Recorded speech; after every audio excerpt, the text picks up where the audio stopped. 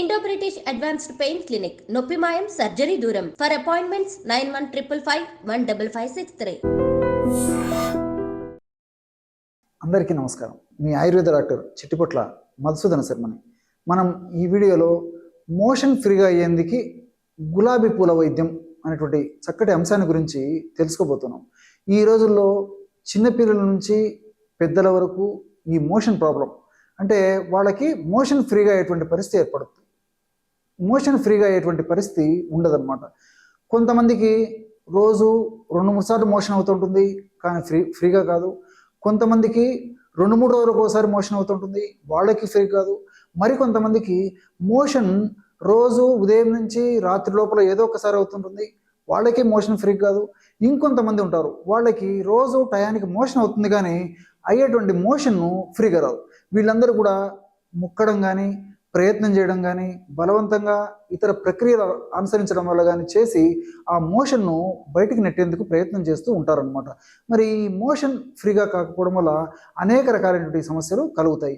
అంతేకాకుండా ఉన్నటువంటి సమస్యలు కూడా, అనారోగ్య సమస్యలు కూడా ఎక్కువయ్యేందుకు అవకాశం ఏర్పడుతూ ఉంటుంది.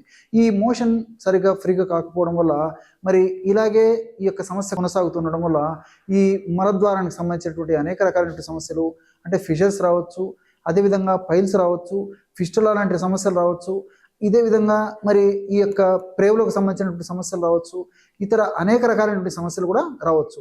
అట్లే మరి ఈ వెయిట్ పెరిగేందుకు అవకాశం ఉంటూ ఉంటుంది. అదేవిధంగా హార్మోన్కి సంబంధించినటువంటి సమస్యలు వచ్చేటువంటి అవకాశం ఉంటూ ఉంటుంది. ఇతర నొప్పులకు సంబంధించినటువంటి కీళ్ళ నొప్పులు, మోకాళ్ళ నొప్పులు, భుజం నొప్పులు, అదేవిధంగా మెడ నొప్పులు, అదేవిధంగా నడుము నొప్పులు, ఇలాంటి సమస్యలు వచ్చేందుకు అవకాశం ఉంటూ ఉంటుంది. ఇలాంటి అనేక రకాలైనటువంటి సమస్యలు కూడా ఈ మోషన్ ఫ్రీగా కాకపోవడం వల్ల కలుగుతూ ఉంటాయి అన్నమాట. మరి ఈ మోషన్ ఫ్రీగా ఎందుకు క్షేమదాయకమైనటువంటి ఔషధాన్ని వాడుకోవాలి. దీర్ఘకాలం పాటు వాడినప్పటికీ ఎలాంటి ఇబ్బంది లేనటువంటి ఔషధాన్ని వాడుకోవాలి. అందరూ వాడుకోదగ్గ సులభమైనటువంటి ఔషధాన్ని మనం సెలెక్ట్ చేసుకుని వాడుకోవడం వల్ల ఈ యొక్క సమస్యకి చాలా చక్కటి పరిష్కారం దొరుకుతుంది. మరి ఇంతకుముందే చెప్పుకున్నట్లు చిన్నపిల్లల నుంచి పెద్దల వరకు కూడా ఈ యొక్క సమస్య ఉండేటువంటి పరిస్థితి ఏర్పడుతుంటుంది. కాబట్టి మరి అందరూ వాడుకోదగ్గ క్షేమదాయకమైనటువంటి ఔషధాన్ని మనం ఈ వీడియోలో తెలుసుకోబోతున్నాం. మరి ఆ యొక్క ఔషధం ఎలా తయారు చేసుకోవాలంటే గులాబీ రేఖల పొడి ఒక 25 గ్రాములు తీసుకోండి. గులాబీ రేఖలు తెలుసు కదా, మనకు సంవత్సరం అంతా కూడా మనకి మార్కెట్లో దొరుకుతాయి. ఈ గులాబీ రేఖలను తెచ్చుకొని శుభ్రం చేసేసి ఆ రేఖలను తొలగించేసేసి నీడలో బాగా ఆరబెట్టేసేయండి. నీడలో బాగా ఎండిపోయిన తర్వాత వాటిని పొడిలాగా అంటే మిక్సీలో వేసుకొని కానీ లేకపోతే ఒక రోట్లో వేసుకొని దంచేసేసి పౌడర్ లాగా తయారు చేసుకోండి అనమాట. అలా కాని పక్షంలో మనకి ఆయుర్వేద ఔషధ విక్రయశాలలో, పచారీ కొట్లలో కూడా ప్రామాణిక కంపెనీ వాళ్ళు తయారు చేసేటువంటి రోజా పూల పౌడర్ కూడా దొరుకుతుంది.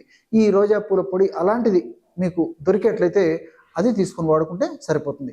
కానీ వీలైనంత వరకు మీరు స్వయంగా తయారు చేసుకుని వాడుకుంటేనే చాలా చక్కటి ఫలితాలు త్వరగా శీఘ్రంగా కలిగేదానికి అవకాశం ఉంటూ ఉంటుందన్నమాట.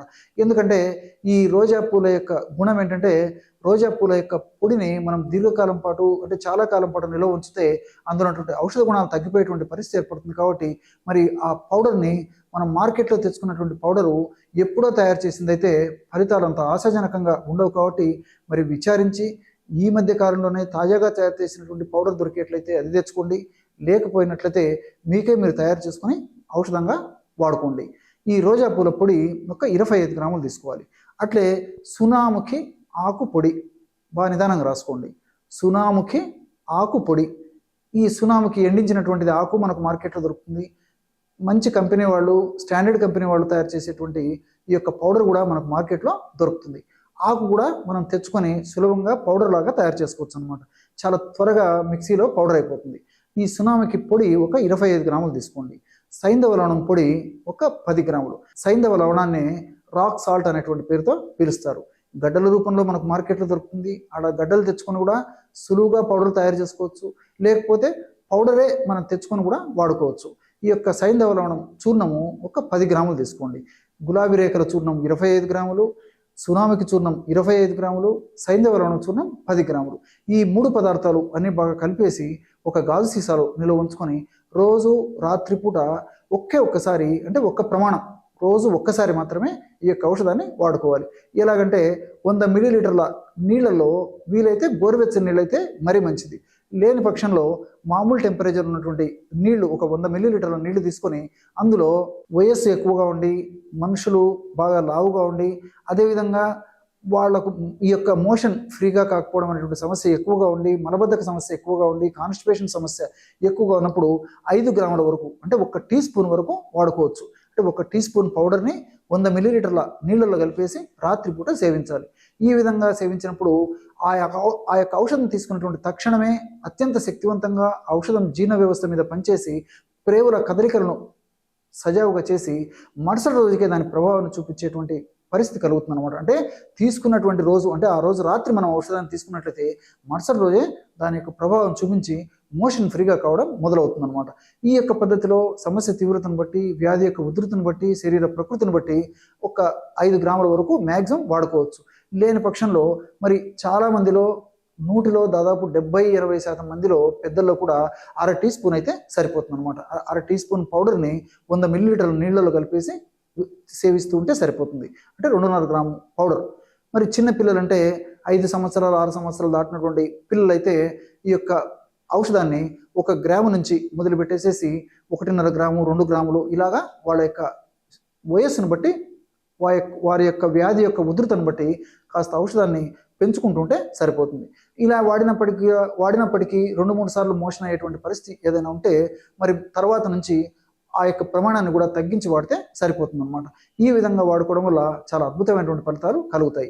మరి ఈ యొక్క ఔషధాన్ని వాడుకుంటూ కొన్ని జాగ్రత్తలు కూడా తీసుకోవాలి. అంటే రోజు టయానికి ఆహారం తీసుకుంటూ ఉండాలి, సమయానికి విశ్రాంతి తీసుకుంటూ ఉండాలి.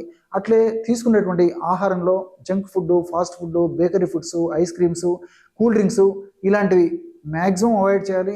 ఎప్పుడో ఒకసారి పర్వాలేదు కానీ మరి ఎంత అవాయిడ్ చేయగలిగితే అంత మంచిది. పీచు ఉన్నటువంటి ఆహార పదార్థాలు అంటే ఫైబర్ ఉన్నటువంటి ఆహార పదార్థాలు ముఖ్యంగా పళ్ళు, కాయగూరలు, కూరగాయలు ఇలాంటివి తీసుకోవాలి. అట్లే వీలైనంత వరకు రాత్రిపూట సాధ్యమైనంత వరకు పెందలాడే రాత్రిపూట డిన్నర్ ముగించడానికి ప్రయత్నం చేయాలి. అట్లే రోజు ఒక ఎక్సర్సైజ్ వాకింగ్ కానీ జాగింగ్ కానీ రన్నింగ్ కానీ స్కిప్పింగ్ కానీ స్విమ్మింగ్ కానీ ఇలాంటి ఏదో ఒక ఎక్సర్సైజ్ చేయడం కూడా అలవాటు చేసుకోవాలి.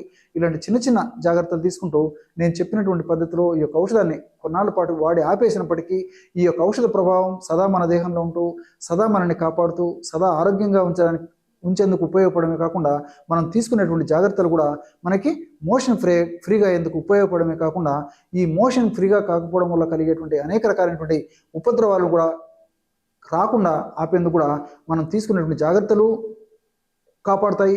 అదేవిధంగా ఈ యొక్క ఔషధం కూడా చాలా చక్కగా ఉపకరిస్తుంది. చూశారు కదా ఎటువంటి సులువైనటువంటి ఔషధ యోగాన్ని మోషన్ ఫ్రీగా అయ్యేందుకు ఈ గులాబీ పూల రేఖలతో తయారు చేసుకుని వాడుకొని సద్వినియోగం పొందవచ్చో ఈ వీడియోలో తెలుసుకున్నారు కదా. మరొక వీడియోలో మరొక అంశంతో మళ్ళీ కలుద్దాం. అంతవరకు నమస్కారం. మీ చిట్టిపొట్ల.